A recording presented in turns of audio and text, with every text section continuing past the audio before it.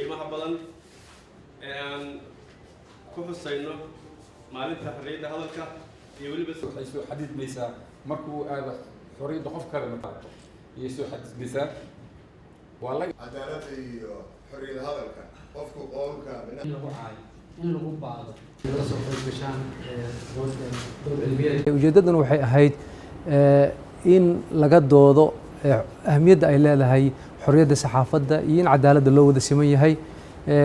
Soomaaliya runtii waxay ka mid tahay meelaha xorriyadda saxaafadda aadka loogu xadgudbo.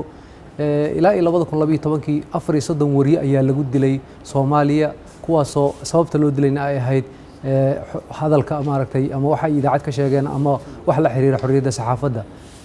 sanadkii la soo dhaafay 3 wariye la dilay, in ka badan 80 wariyana waa la xiray oo meelo kala duwan oo dalka lagu xiray.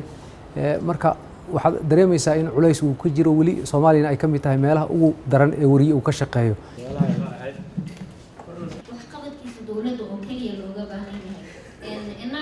waxaana ka hadlaynay qaabka loo hagaajin karo in xorriyadda hadalka ay noqoto midda koobaad ee saxaafaddu ay yeelato, in wariyaasha laga ilaaliyo xariga, in dawladdu ay kafaalo qaaday in wariyaasha si xor ah ay ugu hadli karaan si ay markaasi uga hadlaan dhibaatooyinka waddanka ka jira isla markaana ay helaan cadaalad ku filan. Soomaaliyeed ugu dhibaatada badneed ugu geerida badneed